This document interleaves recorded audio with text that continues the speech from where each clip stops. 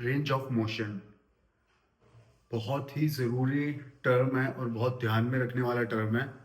जब भी हम वर्कआउट के लिए जाते हैं, कोई भी वर्कआउट परफॉर्म करते हैं, from what range of motion we are performing, या दैट मैटर्स अ लॉट। क्योंकि अगर suppose we are doing flat bench press, अगर हम उसको इतना रोक रहे हैं, रेस्ट्रिक्ट कर रहे हैं ना मूवमेंट को, ये रेस्ट्रिक्ट कर रहे हैं। अगर एल्बो एक्सटेंशन काम है बेंच प्रेस में जॉइंट का, जॉइंट एक्शन एल्बो एक्सटेंशन है ना, तो एल्बो एक्सटेंशन मीन्स हमें एल्बो को पूरा एक्सटेंड करना है पूरे लेवल तक। अगर हम उसको रेस्ट्रिक्ट कर रहे हैं तो वो ऑप्टिमल रिजल्ट तक नहीं पहुंचेगा, क्योंकि वो मूवमेंट रेस्ट्रिक्ट हो गया। ठीक है, और चेस्ट को वो लोड भी नहीं मिला। Suppose you are doing 100 kg on a bench press, तो आपने ये किया, ये यू आर डूइंग दिस, तो चेस्ट की मसल को उतना लोड नहीं मिला, और लोड मिलना बेहद जरूरी है। जब तक वो फुल रेंज ऑफ मोशन में परफॉर्म नहीं होगा, उसके ऑप्टिमल रिजल्ट्स आपको नहीं आएंगे। क्लियर?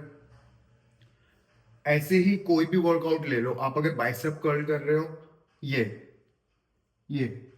रेस्ट्रिक्ट कर रहे हो ना मूवमेंट, इसमें भी एल्बो एक्सटेंशन इसका मूवमेंट है, तो you need to open your elbow just like that, पूरा खोलना है, तभी ऑप्टिमल रिजल्ट्स आ पाएंगे। तो रेंज ऑफ मोशन बहुत जरूरी है। It's like you are driving a car and you are about to reach a destination and you are not speeded up, आप उसके एक्सीलेटर को दबा ही नहीं रहे हो, जबकि एक्सीलेटर तो दबाना पड़ेगा ना, तभी डेस्टिनेशन तक पहुंचोगे। If you want to grow your muscles, तो हर एक वो चीज करनी पड़ेगी जो मसल बनने के लिए रिक्वायर्ड है। Making muscle is all about science. कुछ भी कर देना वर्कआउट नहीं होता। Workout is equals to science, ये तो प्रूवन है। तो range of motion is also a part of this science. Range of motion बहुत जरूरी है किसी भी एक्सरसाइज को परफॉर्म करते हुए। एक टॉपिक तो ये है। सेकंड टॉपिक आज हम कवर कर रहे हैं। सेकंड टॉपिक आता है हमारा, line of movement should be equal to line of resistance. अभी क्या होता है, लाइन ऑफ रेजिस्टेंस मतलब, जो रेजिस्टेंस मतलब वेट, ठीक है, तो उसकी लाइन और लाइन ऑफ मूवमेंट बराबर रहनी चाहिए। मैं समझाता हूँ कैसे। जैसे आप स्टैंडिंग डंबल कर्ल कर रहे हो, ठीक है, तो लाइन ऑफ रेजिस्टेंस क्या है, ये है, ठीक है। और लाइन ऑफ मूवमेंट कैसे डिसाइड होगा, जब हम उसको छोड़ेंगे। हमेशा ये देखने के लिए आप किसी भी वर्कआउट में वेट को ड्रॉप करके देखना। ऐसा नहीं है कि हैवी डंबल ड्रॉप करो लगभग जाइए, एक सर्टेन वेट लेना 1 किलो का और उसको ऐसे ड्रॉप करना। तो आपने किया तो उसको ऐसे, लेकिन जब आप छोड़ रहे हो तो वो ऐसे फॉल हो रहा है, राइट? तो in this case line of movement is not equal to line of resistance. या जैसे हम वेट को लिफ्ट करते हैं, अगर हम वेट को ड्रॉप कर रहे हैं और वो उसी लाइन में ड्रॉप हो रहा है जिस लाइन में उसको लिफ्ट किया गया है, that is the line of, that will be the line of movement equals to line of resistance. Like when we are doing crossover, वो देखा है आपने, 2 स्टेशन होते हैं। एक स्टेशन, कभी कभी किसी किसी स्टेशन की का गैप बहुत ज्यादा होता है, किसी किसी का बहुत कम होता है।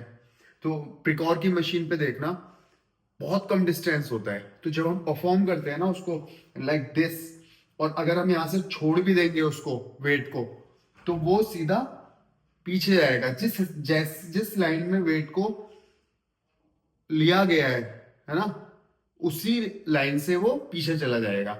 इट्स लाइक ये आया और आपने ड्रॉप किया और ये गया। तो line of movement is equals to line of resistance.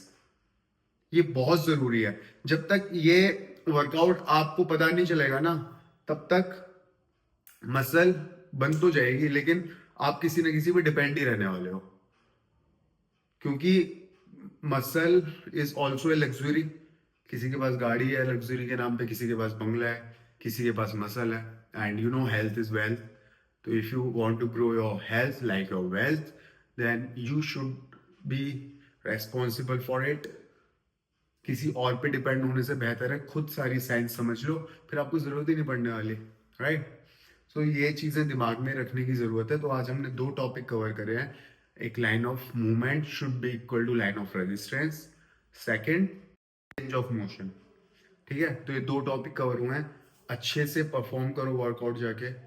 आज रेस्ट देता तो घर पर ही हो। All the best for your fitness journey and for your life journey also.